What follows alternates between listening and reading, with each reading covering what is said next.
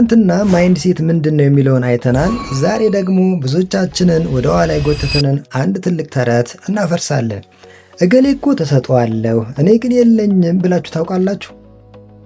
ዶክተር ካርል ዲዊግ ተሰጥኦ ታለንት ብቻውን ስኬትን አያረጋግጥም ትለናለች። እንዲያውም ተሰጥኦ አለኝ ብሎ ማመን ለውድቀት ትልቁ ምክንያት ሊሆን ይችላልም ትላለች።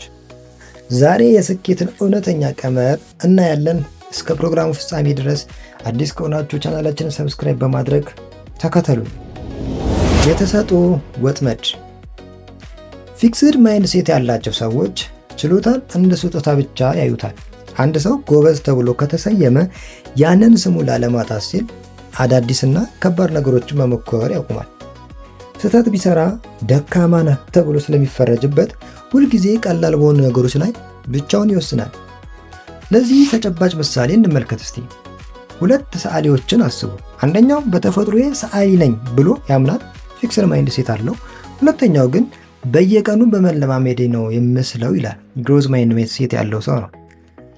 የመጀመሪያው ሰውዬ አንድ አስቸጋሪ ስዕል መሳል ባይችል ተሰጥኦዬ አልቋል ብሎ ነው የሚያስበው። ሁለተኛው ግን ተጨማሪ ልምምድ ያስፈልገኛል ብሎ ይቀጥላል። በግሮዝ ማይንድሴት ውስጥ ጥረት ኤፈርት ሞኝ መሆንን የሚያሳይ ሳይሆን አእምሮን እያሳደግክ መሆኑን የሚያሳይ ነው። ጥረት ማለት የማይታዩትን የነርቭ ግንኙነቶችን ማጠናከር ማለት ነው። ስኬታማ ሰዎች እንደ ማይክል ጆርዳን ያሉ ታላላቅ ሰዎች ጎበዝ ስለሆንኩኝ አሸነፍኩ አይሉም። በሺዎች የሚቆጠሩ ኳሶችን ስለሳትኩና ደጋግሜ ስለሞከርኩ አሸነፍኩ ነው የሚሉት። ስለዚህ ጎበዝ ነኝ ከሚል ስያሜ ይልቅ የምጥር ሰው ነኝ የሚል ስያሜ ለስኬት በጣም ቅርብ ነው። ዛሬ የምሰጣችሁ ተግባር በጣም ቀላል ግን ኃይለኛ ነው። ዛሬ የምትሰሩትን ስራ ስትጨርሱ ዛሬ ጎበዝ ነበርኩ ከማለት ይልቅ ዛሬ ጠንክሬ ስለሰራ ውጤታማ ነበርኩ በሉ። ውጤቱን ሳይሆን ሂደቱን፣ ፕሮሰሱን አድንቁ። ልጆቻችሁም ቢሆኑ ጎበዝ ነሽ ከማለት ይልቅ ለዚህ ፈተና ያደረግሽው ጥረት ደስ ይላል በሏቸው። አመለካከታቸው ሲቀየር ታያላችሁ። ጥረት የብልህነት መለኪያ እንጂ የሞኝነት መለኪያ አይደለም።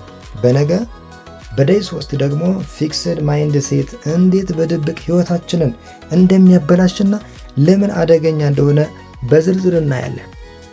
ለእናንተ ግን አንድ ጥያቄ አለኝ። እናንተ በህይወታችሁ ተሰጥኦ የለኝም ብላችሁ የተዋችሁት ነገር ምንድን ነው?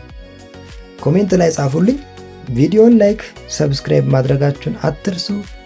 ነገ እንገናኛለን። እስከዛው ድረስ ቻው።